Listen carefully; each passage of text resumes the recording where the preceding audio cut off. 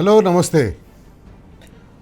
ఉన్న ఇంటిని చక్కబెట్టుకోలేక ఆ ఉన్న ఇంటిని గాలికి వదిలేసి కొత్త ఇల్లు కట్టుకుంటందుకు పోయినట్టు తెలంగాణలో కూడా అచ్చం పరిస్థితి ఇట్లనే ఉంది. నిన్న మనం మాట్లాడుకున్నాం ఉన్న సిటీని హైదరాబాద్లో నివాసం ఉంటున్న వాళ్ళని గాలికి వదిలేసి నివాసమైన సిటీని గాలికి వదిలేసి ఫ్యూచర్ సిటీ కడతా అని చెప్పేసి బయలుదేరిండు ముఖ్యమంత్రి రేవంత్ రెడ్డి. హైదరాబాద్లో ట్రాఫిక్ అస్తవ్యస్తం అయిపోయింది. హైదరాబాద్లో మురుగునీటి అస్తవ్యస్తం అయిపోయింది. హైదరాబాద్లో పారిశుద్ధ్యం అస్తవ్యస్తం అయిపోయింది. ఇవన్నీ పక్కకు పెట్టేసి, ఎందుకంటే మున్సిపల్ అడ్మినిస్ట్రేషన్ మినిస్టర్ కూడా ఆయనే ఉన్నాడు, పురపాలక శాఖ మంత్రి రేవంత్ రెడ్డి ఉన్నాడు. హైదరాబాద్ని పట్టించుకుంటలేడు. హైదరాబాద్ని పట్టించుకోవడం బంద్ చేసి కొత్త ఫ్యూచర్ సిటీ కడతా, సింగపూర్ న్యూయార్క్ లాగా సిటీని కడతా అని చెప్పేసి బయలుదేరిండు. అచ్చం అట్లనే ఆయన దగ్గరనే ఉన్న ఇంకొక శాఖ విద్యాశాఖని కూడా ఇదే రకంగా ఉన్నది సరిచేయలేక, ఉన్నది నడిపించలేకపోతున్నాడు. కానీ కొత్తగా ఏదో చేస్తా అని చెప్పేసి బయలుదేరిండు. పాపం గవర్నమెంట్ స్కూల్ టీచర్లు సోమవారం నుంచి స్కూళ్ళు మొదలవబోతున్నాయి. నిజానికి స్కూళ్ళు ఈరోజు నుంచి మొదలు కావాలి, కానీ దీన్ని సోమవారానికి వాయిదా వేసింది. గవర్నమెంట్ స్కూళ్ళలో పనిచేస్తున్న టీచర్లందరూ ఎంతో కష్టపడి గవర్నమెంట్ స్కూల్లో ఎన్రోల్మెంట్ పెంచేందుకు ప్రయత్నాలు చేస్తున్నారు. కానీ ముఖ్యమంత్రి రేవంత్ రెడ్డి ఆ శాఖ మీద అసలు సమీక్షలే నిర్వహిస్తలేడు. ఏ రకంగా కూడా ఆ శాఖల పట్ల ఆసక్తి చూపిస్తలేడు. పేద విద్యార్థుల చదువులు, గవర్నమెంట్ స్కూళ్ళల్లో చదువుకునే విద్యార్థుల చదువులు గాలికి పోయినా పర్వాలేదు అన్నట్టు చూస్తున్నాడు. సరే, గవర్నమెంట్ స్కూళ్ళల్లో చదువుతున్న విద్యార్థులు వాళ్ళని పట్టించుకుంటలేడు. గవర్నమెంట్ స్కూళ్ళల్లో ఇట్లా పట్టించుకుంటలేరు కాబట్టి అప్పో సొప్పో చేసి వచ్చిన ఆదాయంలో ఎంతో కొంత తీసి పిల్లలను ప్రైవేట్ స్కూళ్ళకు పంపిస్తేందుకు తల్లిదండ్రులు సిద్ధమవుతున్నారు. మనకు ఒకసారి తెలంగాణలో కాంగ్రెస్ పార్టీ వచ్చిన తర్వాత డ్రాప్అవుట్ రేట్, అంటే స్కూళ్ళ నుంచి గవర్నమెంట్ స్కూళ్ళ నుంచి వెళ్ళిపోతున్న వాళ్ళ సంఖ్య, దీన్ని డ్రాప్అవుట్ రేట్ ఎందుకని, గవర్నమెంట్ స్కూళ్ళ నుంచి వెళ్ళిపోతున్న వాళ్ళ సంఖ్య గణనీయంగా తగ్గిపోయింది. తెలంగాణ రాష్ట్రం ఏర్పడ్డ తర్వాత 2024-25 తర్వాత ప్రైమరీ స్కూళ్ళల్లో 9,77,864 మంది విద్యార్థులుంటే అది ఇప్పుడు 9,03,556 మంది విద్యార్థులకు వచ్చింది. అంటే 74,308 మంది విద్యార్థులు గవర్నమెంట్ స్కూళ్ళ నుంచి వెళ్ళిపోయినారు. గవర్నమెంట్ స్కూళ్ళల్లో చదువుతలేరు. గవర్నమెంట్ స్కూళ్ళల్లో ఎన్రోల్మెంట్ శాతం తగ్గింది. అట్లాగే అప్పర్ ప్రైమరీ సెక్షన్స్లో అప్పర్ ప్రైమరీ ఎందుకు చెప్తున్నాం అంటే, ఇవి నైబర్హుడ్ స్కూల్స్, అంటే పిల్లలకు అందుబాటులో ఉండే స్కూళ్ళు, ఈ గవర్నమెంట్ స్కూళ్ళు, ఈ neighbourhood schools. Upper primary section అంటే 7వ తరగతి వరకు. అప్పర్ ప్రైమరీ సెక్షన్లో 2024-25 సంవత్సరంలో 5,97,345 మంది పిల్లలు చదువుతుంటే 2025-26 సంవత్సరంలో ఆ సంఖ్య 5,24,124 పడిపోయింది. అంటే దాదాపు 73,221 మంది విద్యార్థులు అప్పర్ ప్రైమరీ సెక్షన్ నుంచి గవర్నమెంట్ స్కూళ్ళు వదిలిపెట్టేసి ప్రైవేట్ స్కూళ్ళల్లో పోయి చేరిండ్రు. మొత్తం చూసుకున్నట్టయితే 1,25,601 మంది గవర్నమెంట్ స్కూళ్ళల్లో చదువుతున్న వాళ్ళు బయటికి పోయినరు. ఆ స్కూళ్ళను పట్టించుకోక, ఆ స్కూళ్ళల్లో ఉండే టీచర్లు పడుతున్న కష్టాన్ని పట్టించుకోక, ఆ స్కూళ్ళల్లో పెట్టవలసిన టాయిలెట్లను పెట్టక, ఆ స్కూళ్ళల్లో మెయింటైన్ చేయవలసిన టాయిలెట్లను మెయింటైన్ చేయక, ఈ రకంగా స్కూళ్ళు వదిలిపెట్టేసి పిల్లలు వెళ్ళిపోతుంటే ముఖ్యమంత్రి ఏమో ఎన్రోల్మెంట్ శాతం తగ్గింది కాబట్టి స్కూళ్ళనే ఎత్తేస్తామంటాడు. దాదాపు 27,000 స్కూళ్ళు ఉన్న తెలంగాణ రాష్ట్రంలో 27,000 స్కూళ్ళ నుంచి 4,000 స్కూళ్ళకు తీసుకొస్తామని మొన్న బెంగళూరులో ఒక పత్రిక వాళ్ళు నిర్వహించిన సమావేశంలో చెప్పిండు ఆయన.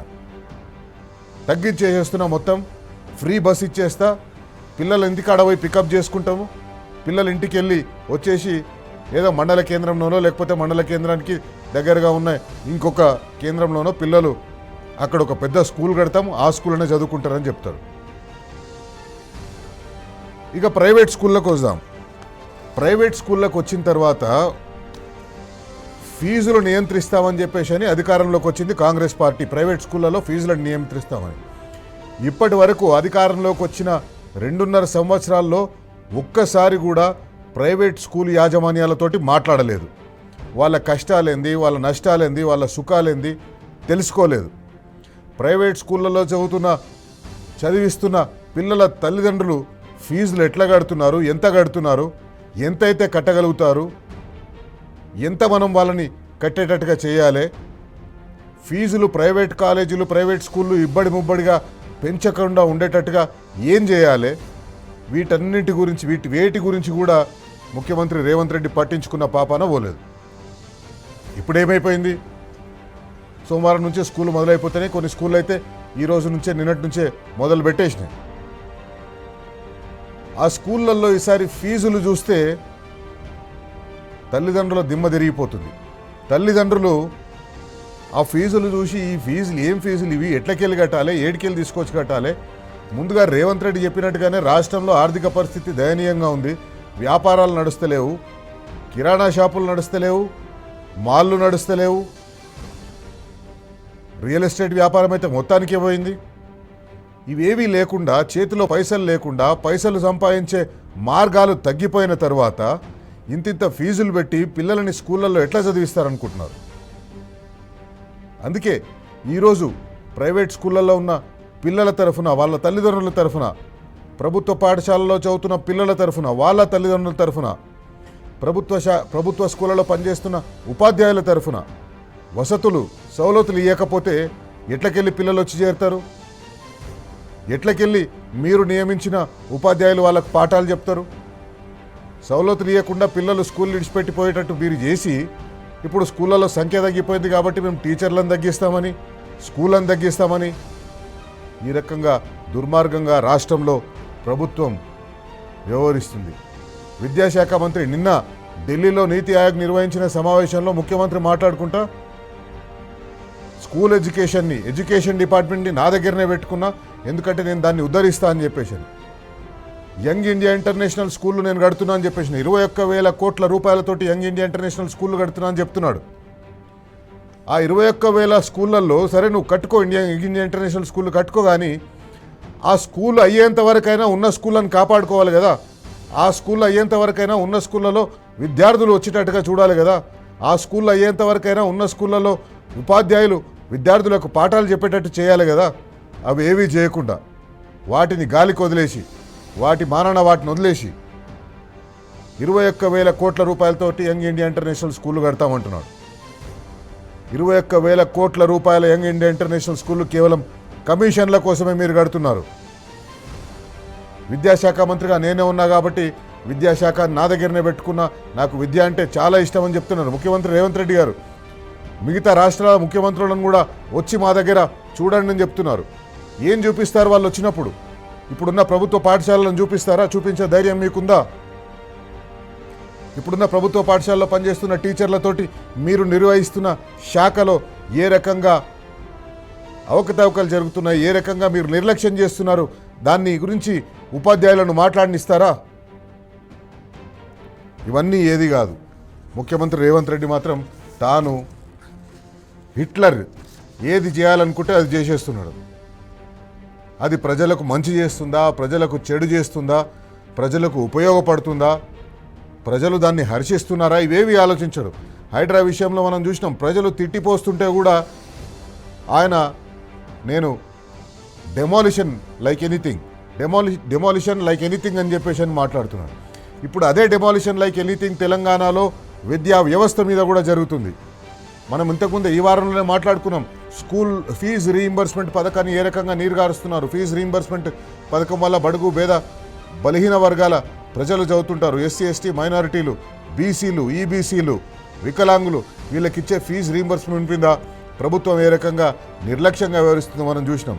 ఇప్పుడు ఈ స్కూళ్ళు ప్రారంభమవుతుంటే ఈ స్కూళ్ళల్లో విద్యార్థులకు ఇవ్వవలసిన యూనిఫారాలు, విద్యార్థులకు ఇవ్వవలసిన బూట్లు, విద్యార్థులకు ఇవ్వవలసిన పాఠ్య పుస్తకాలు ఇవి ఉన్నాయా లేవా, ఎప్పుడు ఇస్తారు, ఏ స్టేటస్లో ఉన్నాయా అవి, స్కూల్ బుక్కులు ప్రింట్ అయినాయా లేదా, ఎన్ని ప్రింట్ అయినాయి, ఎప్పుడు ఇస్తారు, ఇవేవీ లేదు.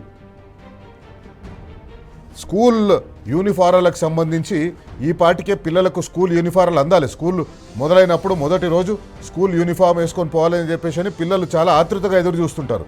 కానీ ఆ స్కూల్ యూనిఫారాలు ఇప్పటి వరకు పిల్లలకు అందనే లేదు.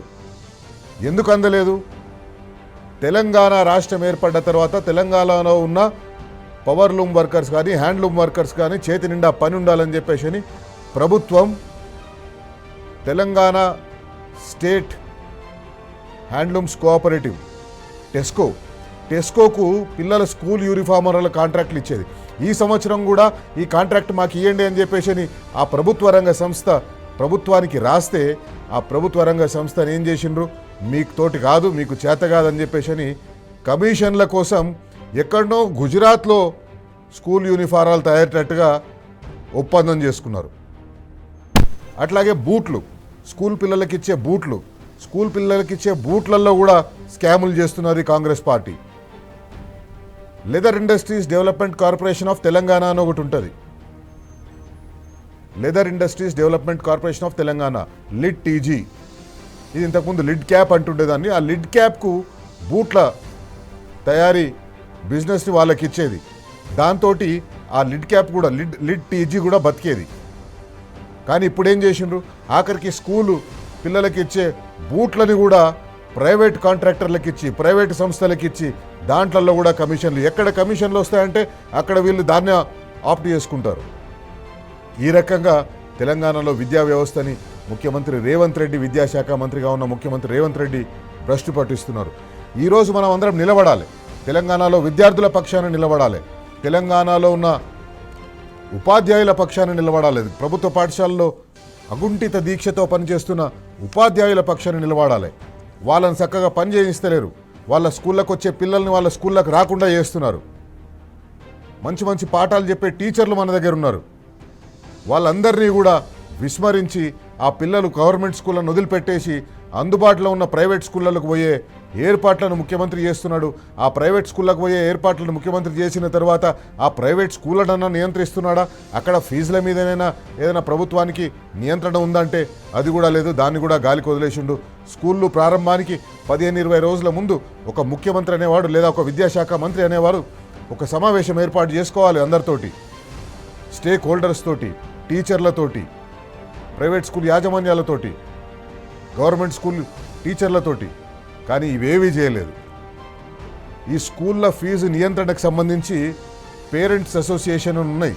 ఆ పేరెంట్స్ అసోసియేషన్ వాళ్ళు ఏం మొత్తుకుంటున్నారంటే, ఇంతకు ముందు ఒక విద్యాశాఖ మంత్రి మనకు ఉంటుండే, ఆ విద్యాశాఖ మంత్రి దగ్గర పోయి మేము చెప్పుకునేటోళ్ళము,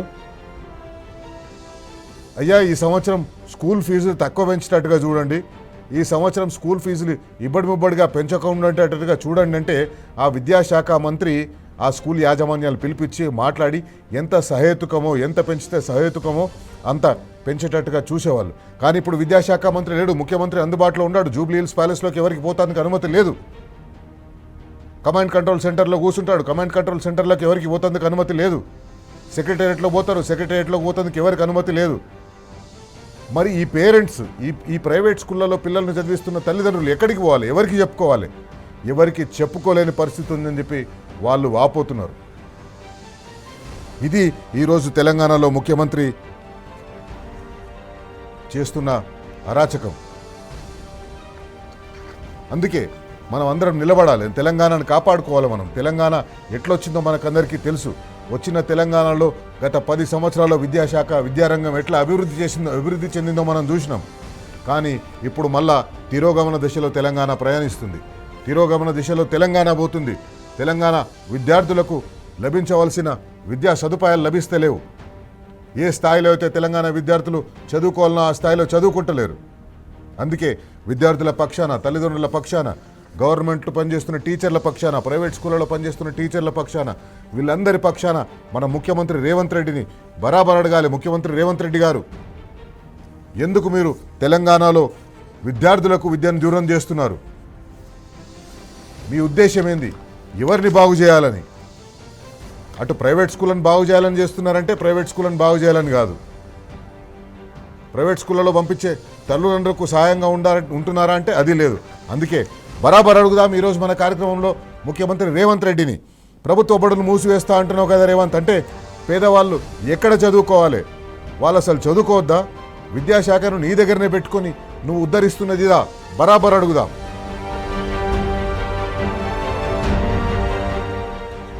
ప్రైవేట్ స్కూళ్ళల్లో ఫీజుల పైన నియంత్రణ లేదు.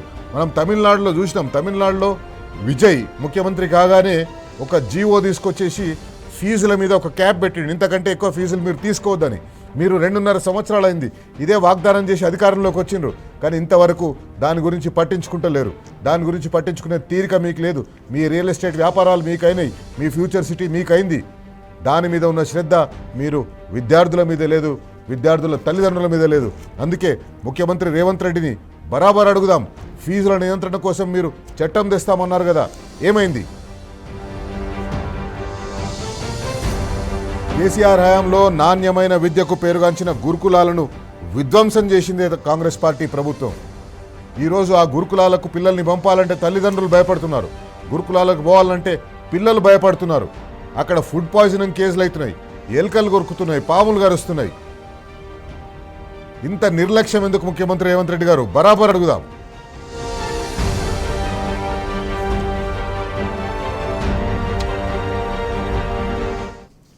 రైట్.